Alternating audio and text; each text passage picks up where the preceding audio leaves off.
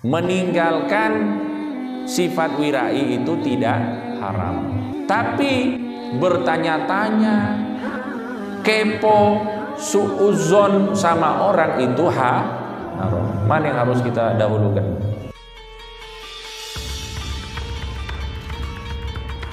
Lompat aja ini, langsung ke bahasan tentang adab-adab di dalam masalah ini. Tapi juga penting ini dibahas ini. Tapi saya sebutkan secara singkat mawon. Nomor 1, jadi ada klasifikasi orang-orang yang harus kita lihat. Kapan kita harus wirai, kapan kita tidak boleh wirai. Yang pertama, orang yang tidak jelas. Orang yang tidak jelas asal usulnya. Pokoknya tiba-tiba ngasih sesuatu kepada kita.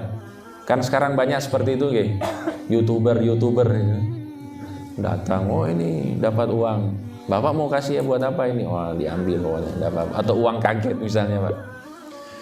Ada orang baik datang yang kita tidak ketahui dirinya tentang keadaan dirinya, maka kita boleh mengambil darinya. Yang kedua, orang yang diketahui tentang kebaikannya, ini wajib kita ambil. Jangan sok-sok tawaduk, jangan sok-sok wirai sama orang soleh, jangan. Makan, jangan, enggak. Oh, ini salah tempat, wirainya salah tempat nih. Bahkan dikatakan oleh Imam Ghazali, fakul minhu wala tatawarra, makan sepuasnya, jangan kamu sok-sok wirai. Fal wara'u fihi waswasah, wirai pada orang soleh itu merupakan bisikan setan. Nonton nggih? Dan apabila penolakan kita itu membuatnya tersakiti atau membuatnya tidak enak, maka itu adalah maksiat dan haram hukumnya. Tidak boleh nolak ya Pak. Kalau ditawari oleh sesama yang sudah diketahui bahwa dia ini orang soleh, sholat 5 waktu, rotibannya istiqomah, nonton nggih? Hartanya halal, tidak boleh kita tolak, kita terima aja. Tetap kita terima. Makasih, masih ada lagi enggak? Nah, bahkan kita minta lebih tidak apa-apa, karena barokahnya banyak. Oke, Mas Ade, masih ada lagi ya Mas? Allahumma sholli ala Muhammad. Kalau misalnya ada orang yang kebanyakan hartanya itu halal, tadi yang sudah kita sampaikan bahwa kita boleh makan, kita boleh ambil apa yang dia kasih, tapi kalau kita tinggalkan maka itu wirai. Kita tahu ini hasilnya ada yang tidak halal, yang haram ada, tapi cuma sedikit. Maka kita boleh makan, tapi kalau kita tinggalkan itu merupakan wirai.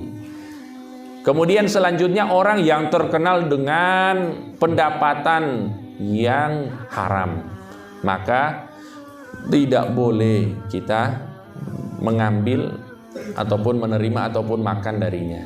Kalau dikasih gimana? Ya sudah, diambil, dikasih untuk yang lain, tidak apa-apa. Dikasih untuk yang lain, untuk maslahat umum. Saya misalnya dikasih sama orang harta, tapi saya tahu ini orang ini tidak benar, ini diambil hartanya buat jalan, buat untuk fasilitas umum, kata para ulama boleh. Ngatan nggih? Untuk fasilitas umum, untuk sumur, untuk kamar mandi, tidak apa-apa. Tapi jangan untuk kita. Kemudian kalau ada orang yang kita tidak kenal, tapi kelihatan ini orangnya zolim ini, orangnya nopo zolim. Masalahnya ini beliau mencontohkan orang-orang zolim zaman dulu. Katanya orang-orang zolim zaman dulu itu pakai kopiah katanya. Halo, orang-orang zolim dulu pakai kopiah. Copot Pak. Katanya dari contohnya kal kubba wal qalansua, ya, seperti orang yang pakai kopiah katanya. Karena orang-orang dulu itu pakai sorban semuanya, pakai imamah, kopiah, qalansua, tapi di atasnya apa ada imamah. Kalau cuma pakai kopiah katanya ini tanda-tanda orang zolim dulu. Tapi kalau sekarang ya mungkin apa kira-kira? Wah, orang zolim kelihatan gimana? Ciri-cirinya. Nah, itu nanti kita cari nanti nggih. Tanda-tanda atau ada yang tahu ciri-ciri orang zolim zaman sekarang? Rambut gondrong.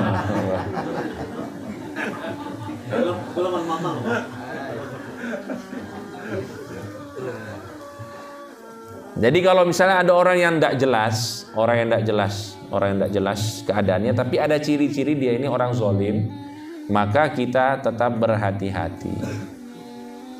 Kita tidak menerima apapun dari dia kecuali setelah kita periksa dulu. Kemudian yang selanjutnya ada orang yang kita tidak tahu keadaannya, kita tidak tahu orangnya, tapi ada ciri-ciri orang fasik. Ciri-ciri orang fasik. Ya kembali lagi, contohnya ini contoh di zamannya beliau. Beliau menyampaikan ciri-ciri orang fasik di zaman beliau itu katulis syarib, kumisnya panjang. Kumis panjang. Pak, ini zaman dulu, Pak. Kalau zaman sekarang ya enggak, maksudnya kumis panjang itu kumis yang menutupi mulut, nggih, Pak. Kumis panjang itu kumis yang menutupi mulut.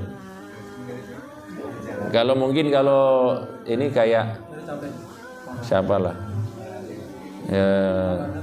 ya pokoknya yang nutupin mulut lah.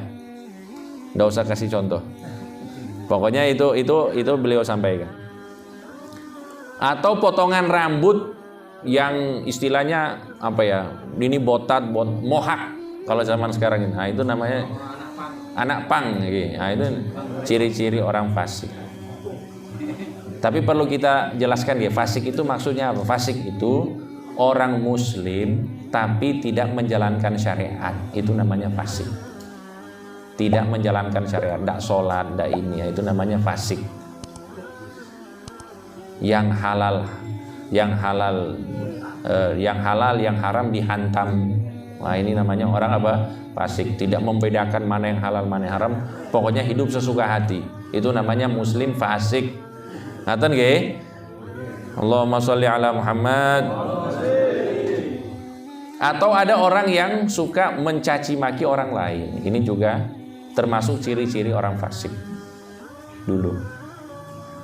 Dan juga ciri-ciri yang lain katanya melihat wanita. Bayangkan ya. Orang-orang fasik zamannya Imam Ghazali itu kalau lihat perempuan itu orang fasik katanya. Ya Allah. Wah, ini rata-rata fasik kita kalau kayak gini. Kalau misalnya pakai standar ini ya semuanya nopo? Fasik. Ya tapi ini ya kembali lagi ya sesuai dengan zamannya. Tapi insya Allah kita semuanya ya lebih menjadi orang-orang soleh, jauh dari sifat-sifat fasik, dijaga semua anggota tubuh kita dari semua yang haram. Amin Allahumma amin. Ya, jadi seperti itu hadirin. Intinya apa? Intinya kita itu harus hati-hati. Dari 6 orang ini yang kita hati-hati itu 3. Yang pertama yang sudah jelas dia ini hartanya haram, ini tidak boleh sama sekali. Kemudian yang harus kita hati-hati juga ini orang yang tidak jelas tapi ada ciri-ciri orang zalim, atau yang orang tidak jelas dan ada ciri-ciri orang fasik. Nah, ini kita hati-hati. Adapun kalau misalnya dia tidak jelas, keadaannya kita tidak tahu, maka kita bebas. Atau dia orang soleh, maka kita juga bebas, tidak boleh wirai malahan. Atau orang yang kebanyakan pendapatannya itu halal, ada sedikit yang haram, maka kita boleh makan. Tapi kalau kita tinggalkan itu adalah wirai. Ngaten nggih? Sholli wa sallim daiman ala hamada. Sholli wa sallim daiman ala hamada. Ali wal ashab Ali wal ashabi man qad wahada. Salli wa sallim iman ala hamada. salli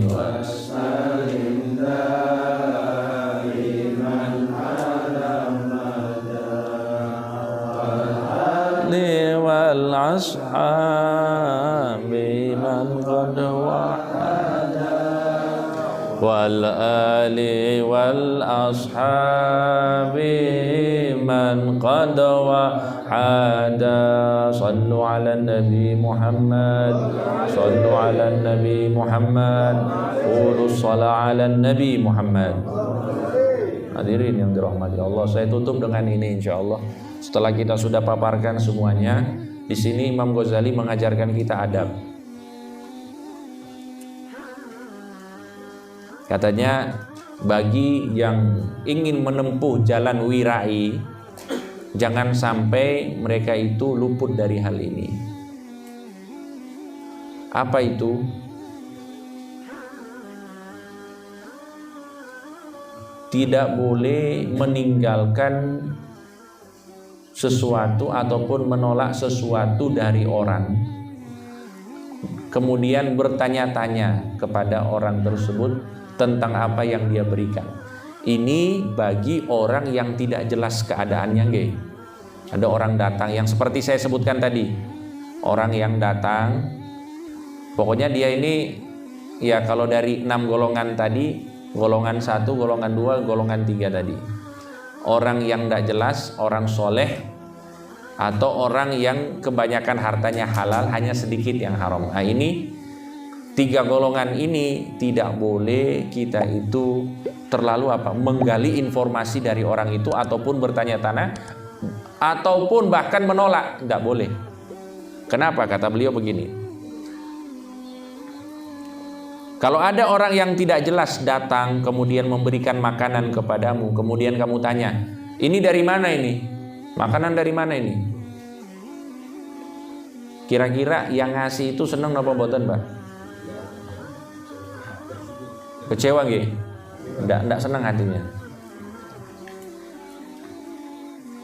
Akan tersakiti hatinya dan menyakiti hati orang muslim itu adalah haram. Dan suuzon adalah haram. Atau misalnya gini, ada orang ngasih ke kita, kemudian sesuatu yang dikasih ini ke kita ini dari orang yang kita tidak tahu keadaannya, nggih. Ini kembali lagi saya sampaikan, orang yang tidak kita ketahui keadaannya dikasih ke kita, kemudian kita itu tidak tanya ke dia, kita tanya ke orang lain, ini makanannya benar enggak ini? Makanannya halal nggak ini yang dikasih ke saya ini? Kemudian pertanyaan kita ini diketahui oleh orang yang ngasih. Itu sakit hati atau lebih sakit hati itu? Lebih sakit hati itu.